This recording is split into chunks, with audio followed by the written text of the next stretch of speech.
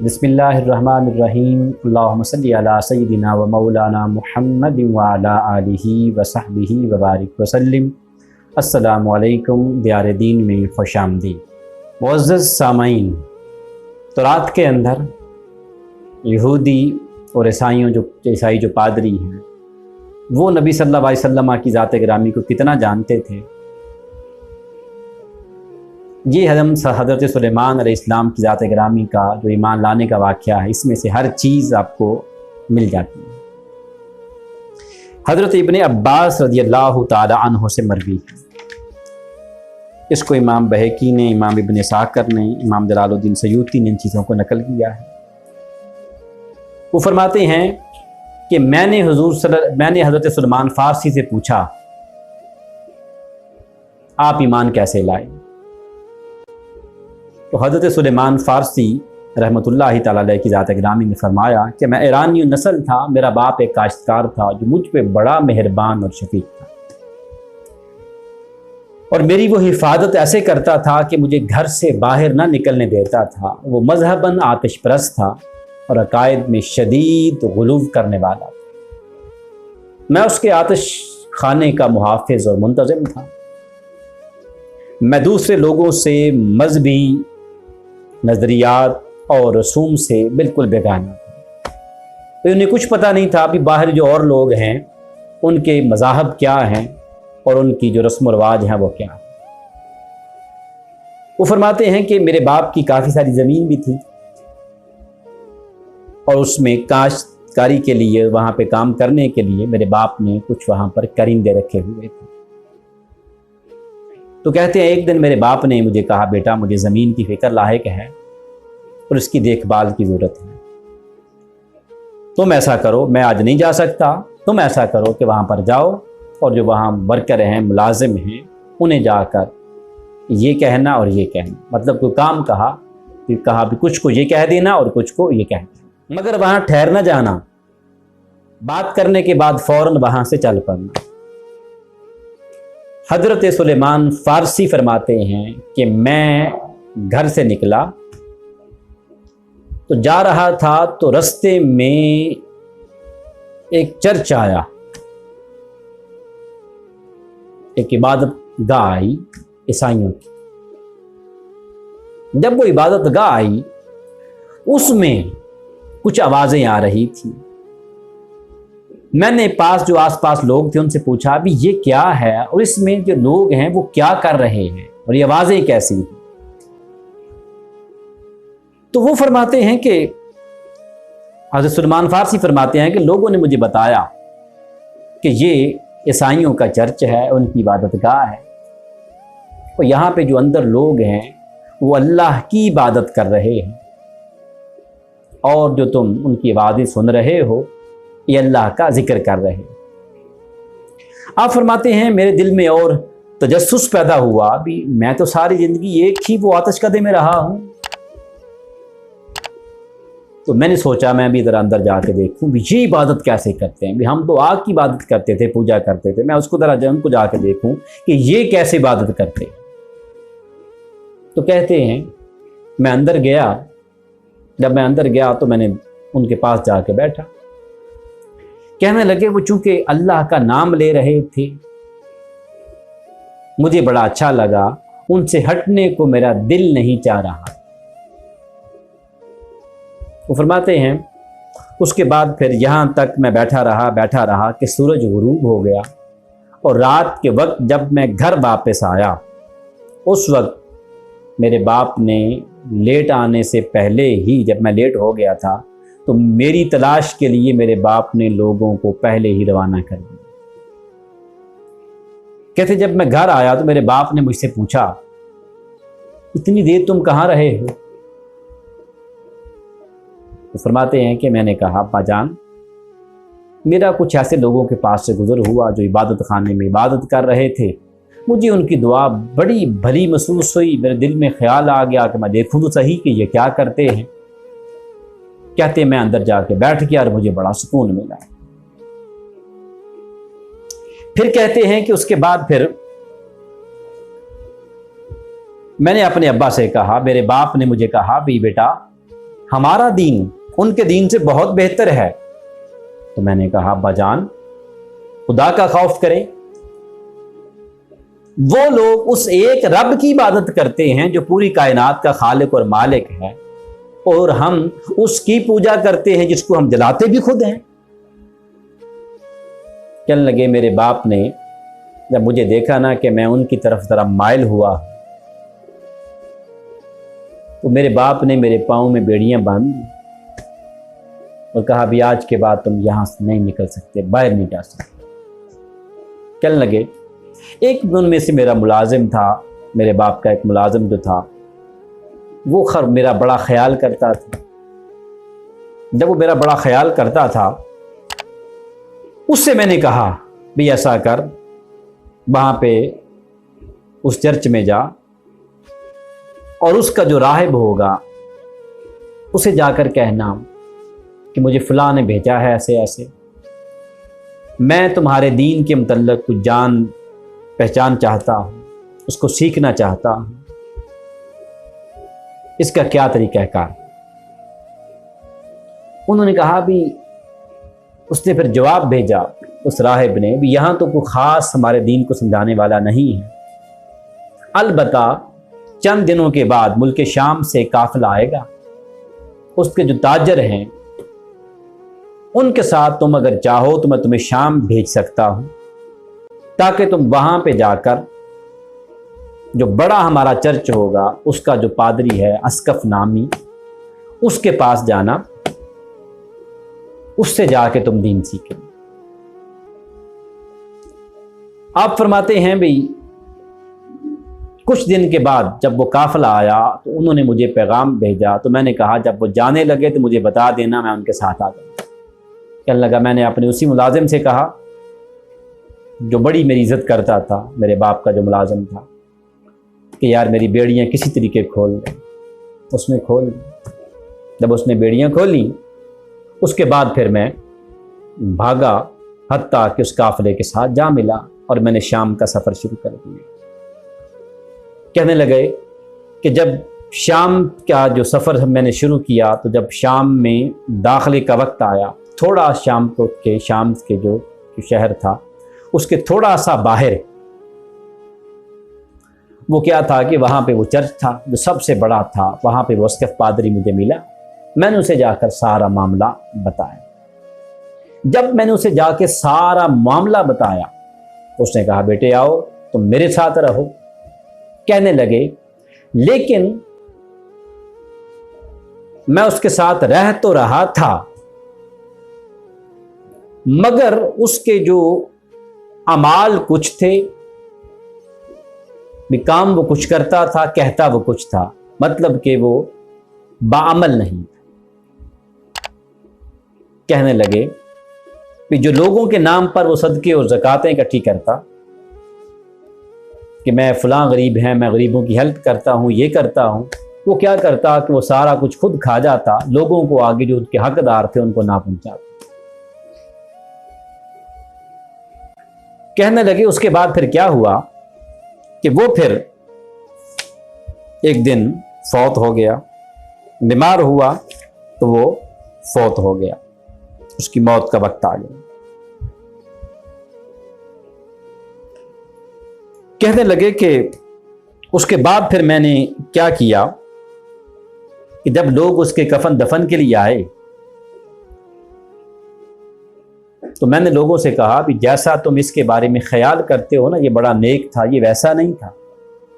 लोगों ने कहा, इसके बारे में सबूत दो वरना हम तुम्हें बड़ा मारेंगे। आपने फरमाया, भाई अंदर चलो मेरे साथ। अंदर चले गए। आपने 7 मटके सोने के और 7 चांदी के, जो उसने माल अंदर चर्च के अंदर जमा कर रखा था खुफिया कमरे के अंदर, वो उनको ला के उनको दिखाया। लोगों ने क्या किया, उसे सूली पर चढ़ा दिया।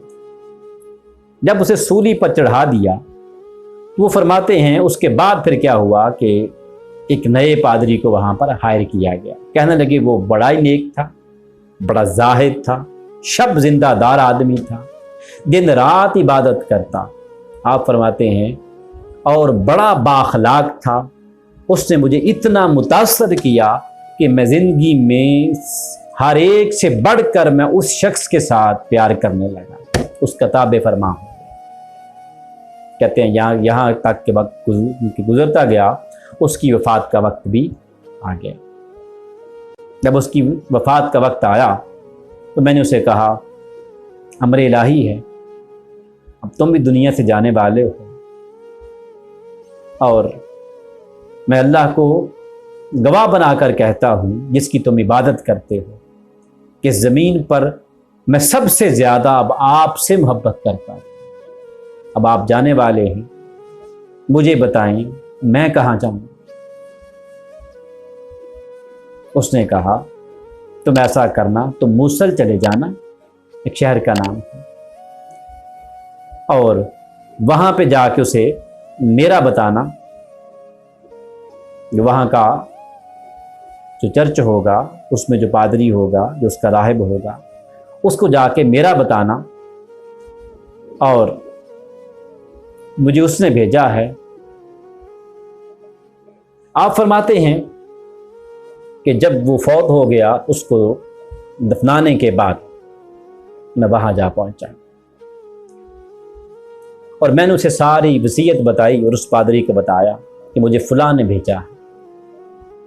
उसने कहा, आओ बेटा मेरे पास रहो। कहने लगे, उसको भी मैंने वैसे ही पाया था जैसे मैंने इससे पहले वाले को पाया था, जिसने मुझे इसकी तरफ आने की नसीहत की थी। कहते हैं जब मैं मूसल पहुंचा, उसके बाद फिर मैं उसकी खिदमत में लग गया। उसके साथ मैंने बुक्स पढ़नी, किताबें पढ़नी, मैंने इल्म लेना, उसके साथ ही मेरे आदत में, इबादत में मगन हो गया। हत्ता के फरमाते हैं वक्त गुजरता गया, मैं उसकी भी मौत का वक्त आ गया। जब उसकी मौत का वक्त आया तो फिर मैंने उससे पहले की तरह, जैसे मैंने पहले वाले राहिब से कहा था, पादरी से कहा था कि मुझे बताओ मैं क्या करूँगा, इससे भी मैंने यही कहा। उसने कहा, बेटे मैं खुदा की कसम कहता हूँ कि मैं अभी सिर्फ एक शख्स को जानता हूँ जो कि नसीबीन में है, एक एरिए का, एक जगह का नाम है, वो भी हमारे दीन पर है, तुम उसके पास चले जाओ। अब उम्मीद है कि तुम उसकी सोहबत में रह कर अपना मकसद ज़रूर हासिल करना। हज़रत सुलेमान फ़ारसी फरमाते हैं कि मैं नसीबीन के जो पादरी था उसके पास जा पहुंचा कि राह हक के जो मुसाफिर हैं वैसे हो। वला नबलुवन्नकुम बिशैइन मिनल खौफि वल जूइ व नक़्सिम मिनल अमवाल वल अनफुसि वस्समरात व बश्शिरिस साबिरीन। अल्लाह की राह में चलने वाले जो होते हैं उनको कभी भूख, कभी खौफ, कभी रिज़्क़ की तंगी, कभी औलाद की तरफ से आजमाया जाता। वो कहते हैं जब मैं उस पादरी के पास पहुंचा, नसीबीन के पास, खैर उसने भी मेरी रहनुमाई फरमाई और वो भी बड़ा नेक था। कहते हैं जब उसकी भी मौत का वक्त आया तो मैंने उससे भी फिर यही बातें की। मैंने उसे कहा, भी अब मुझे बताएं अब मैं क्या करूंगा। कहते उसने मुझे कहा, भी बरखुरदेगार तुम शहरे अमोरिया की तरफ चले जाओ, वहां फलां चर्च में एक फलां शख्स होगा, फलां राहिब होगा, बड़ा नेक है, उसके पास चले जाओ। आप फरमाते हैं उसे भी दफनाने के बाद मैं वहां पर जा पहुंचा। ये चौथा शख्स है जिसके पास हज़रत सुलेमान फ़ारसी आ पहुंचे राह हक की तलाश में। वो फरमाते हैं मैंने उसे भी पहले जो 3 राहिब थे, पहले वाले को छोड़कर, वस्कफ नामी था, उसके बाद जो 3 थे उन्हीं की तरह ये भी मुत्तकी था, परहेजगार था। फरमाते हैं जब मैं उसके पास गया तो काफ़ी उस वक्त तक मैं जवान हो चुका था। उसकी मैंने खिदमत भी करनी, उसकी फरमा बरदारी भी करनी। साथ साथ मैं क्या करता था कि मैं बकरियां पालता था और गाय, इनको पालता था। वो फरमाते हैं इन चीज़ों को, बकरियों को और गाय को पालते पालते मेरा जो बहुत ज़्यादा वसी हो गया, मेरा कारोबार, माल और दौलत मेरे पास काफ़ी वसी आ गई। कहते हैं कि हुक्म एज़ी हुआ, वो जो अमोरिया का राहिब था उसकी भी मौत का वक्त आ गया। अब चलिए शहर मदीना की तरफ। सुलेमान फ़ारसी को उनकी किस्मत, उनकी मोहब्बत, वो जो राह हक के मुतलाशी थे, वो शहर मदीना की तरफ खींच लाए। फरमाते हैं कि जब वो फौत हो गया, तो फौत होने से कबल उन्होंने मुझे कहा, बेटे उस नबी आखिर ज़मान सल्लल्लाहु अलैहि वसल्लम की विलादत का वक्त करीब आ पहुंचा। उसके बाद फिर उनकी बेसत का वक्त करीब आ पहुंचा है, उस नबी आखिर ज़मान सल्लल्लाहु अलैहि वसल्लम की। अब तुम ऐसा करो, मदीना का रुख लो, वो नबी आखिर ज़मान सल्लल्लाहु अलैहि वसल्लम वहाँ पर आएंगे। आप फरमाते हैं मैंने उससे पूछा कि उस नबी आखिर ज़मान सल्लल्लाहु अलैहि वसल्लम की निशानियाँ क्या होंगी? उन्होंने कहा उसकी विलादत मक्का में, हिजरत मदीना में, उनके दोनों कंधों के दरमियान, दोनों शानों के दरमियान मोहर नबुव्वत होगी, और सदका वो कबूल नहीं वो करेंगे, हदिया वो कबूल करेंगे। आप फरमाते हैं उसको दफन करने के बाद मैं मंडी की तरफ आया तो कबीला बनी कल्ब का एक काफिला वहां मौजूद था। मैंने उनसे कहा भी तुम किस सरजमीन से हो? उन्होंने कहा हम अरब से आए। आप फरमाते हैं मैंने फिर उनसे कहा भी ऐसा करो, मैं तुम्हें अपनी बकरियां और अपनी गाय दे दूंगा, बस तुम मुझे साथ रख लो और वहां पे ले चलो।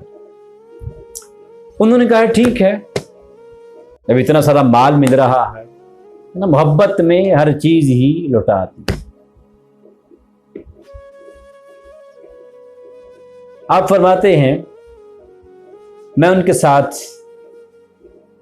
चल पड़ा। जब वो मुझे वादी हिजाज ले आए, उन्होंने क्या किया, यहां पर आके मुझ पे जुल्म किया, तशद्दुद किया, और फिर वादी अल कुरा के एक यहूदी के हाथों उन्होंने मुझे बेच दिया। कहने लगे जब मैं वहां पहुंचा तो चूंकि उस राहिब ने, अमोरिया के राहिब ने यह भी कहा था कि उस शहर में खजूरों के दरख्त भी होंगे। कहने लगे वो वादी अल कुरा में जब मैंने खजूरों के दरख्त देखे ना, मेरे मन में बस खुशी की लहर दौड़ी।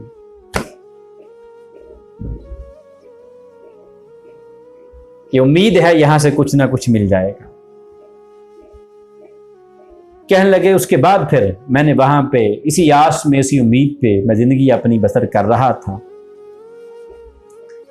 यहां तक कि वो फरमाते हैं कि बनी कुरैज़ा के यहूदियों में से एक शख्स वादी अल कुरा में आया, उसने मेरे मालिक से मुझे खरीद लिया।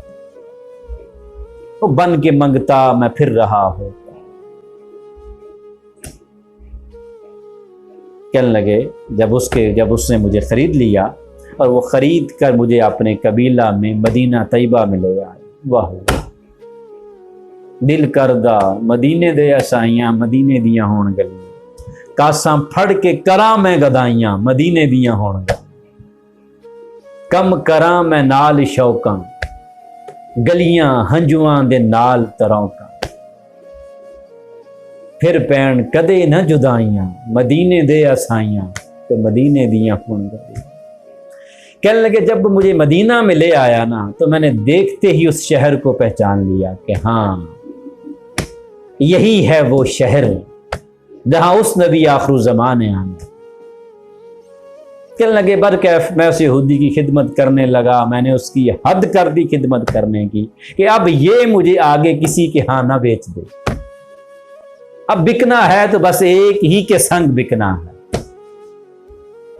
अब आगे संग लड़ना है तो वो आखिरी रह गया है, उसने यहां ही आना है, उसी के ही संग मैंने लग जाना। वो कहते हैं कुछ अरसा गुजरा, मैं गुलामी में जिंदगी गुजार रहा था, हत्ता कि हुजूर सल्लल्लाहु अलैहि वसल्लम कुबा तशरीफ ले आए, हिजरत की, जहां पे आज मस्जिद कुबा। हुजूर वहां ठहरे थे तो वहां की जियारत करना भी उम्रे के बराबर सवाब। मस्जिद कुबा में 2 नफल पड़े, कामिल उम्रे का सवाब ले। कहने लगे उस यहूदी का चचाजाद भाई आया, मेरे मालिक का, यानी कि हज़रत सलमान फारसी का जो मालिक था, यहूदी जो था, उसका एक कज़न आया। उसने आकर कहा अल्लाह ताला बनी केला के लोगों को हलाक करे, ये सारे लोग इस वक्त कुबा में जमा हैं कि मक्का से एक मुसाफिर आया है, उसके इर्द गिर्द जमा हैं और ये वहम कर रहे हैं कि ये वो अल्लाह का नबी है। अब मोहब्बत जब रची बसी हो तो क्या होता है। आप फरमाते हैं मैं खजूर पे चढ़ा हुआ था ऊपर, जब मेरे कानों में ये आवाज पड़ी ना कि वो कुबा में वो काली जुल्फों वाला आ गया, वो सहारा बेसहारों का आ गया, तो फरमाते हैं मेरे जिस्म पर एक लर्जिश तारी हुई। ये आवाज सुन के मैंने ऊपर से नीचे छलांग लगा दी। मेरे मालिक ने कहा तुम्हें क्या हुआ? कहने लगे ऐसे मुझे फील हो रहा था कि जैसे मैंने खुशी के मारे इसके ऊपर गिर पड़ना है। मतलब ये था भी कोई गुलाम थे तो इससे अपने आका से गले नहीं मिल सकते थे, जैसे उर्फिया में बड़ी खुशी हो, अब घर जाएं, बाप है बेटे को गले लगाता है, बेटी है माँ को गले लगाती है, कोई दोस्त हैं तो गले मिलते हैं, मुबारक हो मुबारक। कहने लगे बस मेरे मन में था कि मैं ऐसे उसके ऊपर गिर ही जाऊं, उसे पकड़ ही लूं, तो उसने कैसी मुझे अच्छी बात बताई। कहने लगा मगर मेरे मालिक ने मेरी हालत देखकर मेरे मुंह पे जोरदार तमाचा दिया और कहा अपने काम से काम रख, तेरा इस मामले में कोई तल्लुक नहीं। आपने फरमाया, मैंने कहा इसमें हरज ही क्या है, खबर की जरा तस्दीक तो कर लें। कहने लगे उसके बाद उन्होंने कहा अपने काम से काम रख। कहने लगे उसके बाद मैंने वो जो काम उसने मेरे जिम्मे लगाया था उस दिन का काम मैंने वो काम किया। उसके बाद मैंने शहर की राह ली, हुजूर के पास जा पहुंचा। जब पास पहुंचा तो मैंने जाके अर्ज किया, या रसूलल्लाह सल्लल्लाहु अलैहि वसल्लम ये खाना ले लीजिए और ये सदके का। उसने मुझे 3 बड़ी निशानियां जो बताई थी कि सदका नहीं लेते, हदिया लेते हैं और दोनों कंधों के दरमियान मोहरे नबूवत। वो यहूदी कहता है कि मैंने जब कहा ना ये सदका है, आका सल्लल्लाहु अलैहि वसल्लम ने अपना हाथ मुबारक खींच लिया, मेरी तरफ देख के मुस्कुरा दिए, बस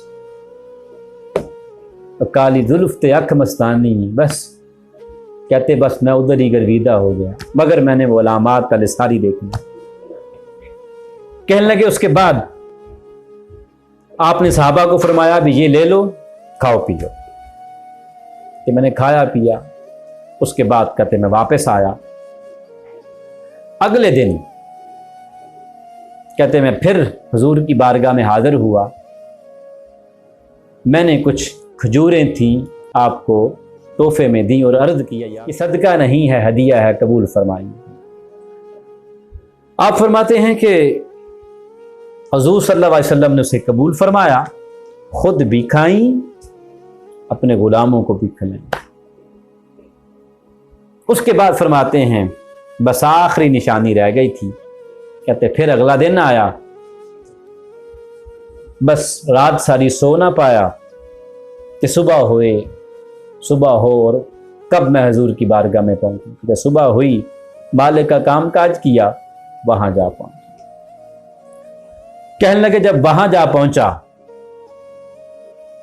मदीना पाक में, मैंने पूछा अभी हुजूर कहाँ? फरमाया वो फलां शख्स के जनाजा के लिए जा रहे हैं। आप फरमाते मैं पीछे पीछे उनके साथ साथ भाग पड़ा। हुजूर सल्लल्लाहु अलैहि वसल्लम ने मुझे देखा तो समझ गए कि मैं बार बार उठ उठ कर आपकी गर्दन मुबारक की तरफ देख रहा था, तो समझ गए। हजरत सुलेमान फारसी फरमाते हैं कि जब मेरे इस कदर तजस्सुस को हुजूर ने देखा और हुजूर समझ गए तो आपने अपने कंधों मुबारक से चादर मुबारक, कपड़ा मुबारक थोड़ा सा नीचे कर दिया। फरमाते हैं जैसे ही मोहरे नबूवत नंगी हुई, बस मैंने चूमना शुरू कर दिया। जाते जाते कहने लगे मैंने बोसा दिया, फिर मैं ज़ारों ज़ारों के तार रोना शुरू कर दिया। अपनी किस्मत पे नाज़ान था कि क्या मेरा मुकद्दर है, मैं कहां से चला और कहां पे आया और किसको पाया। पाने को तो खुर्शीद चरख ने भी है पाया, क्या पाया अगर खाक ना पाई तेरे दर। थी जिसके मुकद्दर में गदाई तेरे दर, कुदरत ने उसे राह दिखाई तेरे दर। फिर सैयद नसीरुद्दीन नसीर रहमतुल्लाह ताला फरमाते हैं फिर क्या होना था। बस हुजूर ने फरमाया मेरे, जब वो जनाजा पढ़ लिया, फरमाया मेरे सामने आके बैठ जाओ। उसके बाद सामने बैठा। फिर आका ने फरमाया सुलेमान। मैंने अर्ज किया जी हुजूर। फरमाया तौरात पढ़ी है? मैंने अर्ज किया जी आका। फरमाया इंजील पढ़ी है? आका जी पढ़ी है। फरमाया उसमें बताओ ना मेरी निशानियां क्या थी। तो फरमाते हैं कि मैंने उसके बाद फिर बारी बारी कभी इंजील की कभी तौरात की निशानियां बताता, हुजूर खुश होते हैं। तो देखे ना, मतलब क्या है, इससे साबित क्या होता है कि नबी सल्लल्लाहु अलैहि वसल्लम की खुसूसियात, आपका हुस्न मुबारक, आपका चलना फिरना, आपकी इलामात लोगों को जाके बताई जाएं, हुजूर खुश होते हैं। जब हुजूर खुश हो गए तो अल्लाह भी खुश हो गए।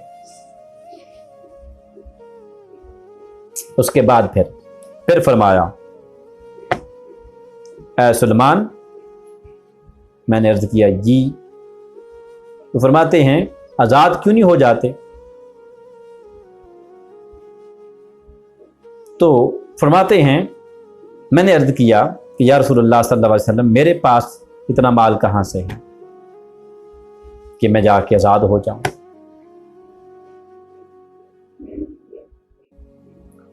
तो आका सल्लल्लाहु अलैहि वसल्लम ने फरमाया जाओ उसके साथ जाके तय करो कि वो क्या मांगना चाहता, क्या लेना चाहता।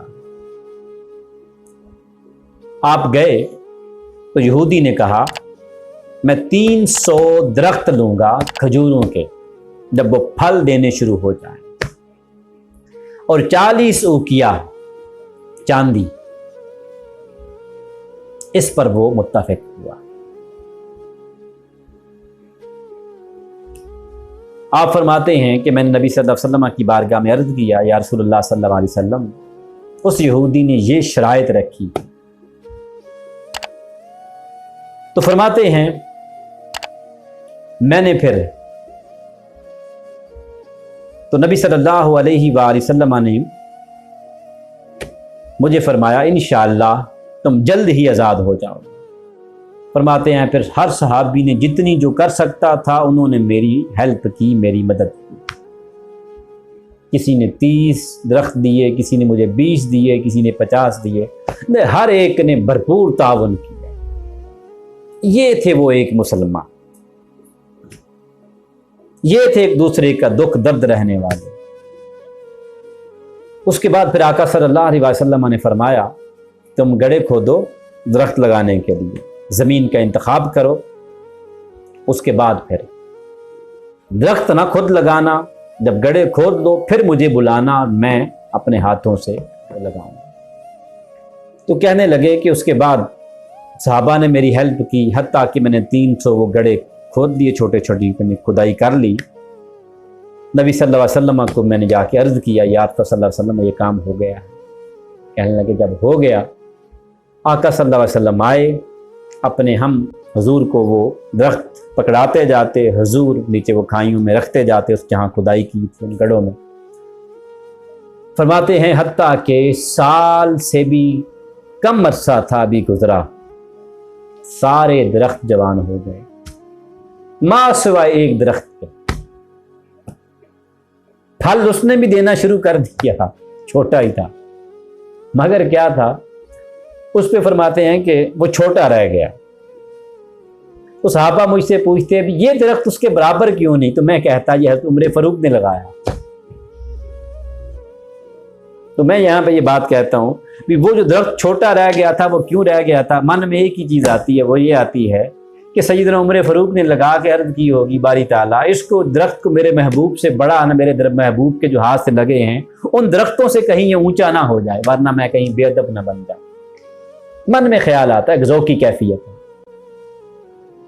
बरकैफ उसके बाद आका ने फरमाते हैं एक दिन मुझे अंडे के बराबर एक सोने की डली दी और फरमाया भी ये ले लो, यहूदी के जग को जाकर कहो ये भी ये 40 उकिया जो उसने चांदी कहा था ये उससे भी ज़्यादा है। उसने कहा, आप फरमाते हैं मैंने अर्ज़ किया या रसूलल्लाह सल्लल्लाहु अलैहि वसल्लम इतना सा सोना और उस चांदी के बराबर कैसे हो जाएगा।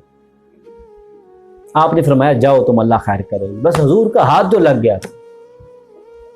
वो फरमाते हैं फिर मैं गया और मैं वहाँ पर जब उसके पास पहुँचा, उसने जब वज़न किया वो खुद हैरान हो गया। बरकैफ उसके बाद फिर मैं आज़ाद हो गया। उसके बाद फिर मैं हमा वक्त हुजूर अलैहिस्सलातु वस्सलाम की खिदमत में ही रहा करता। वस्सलाम।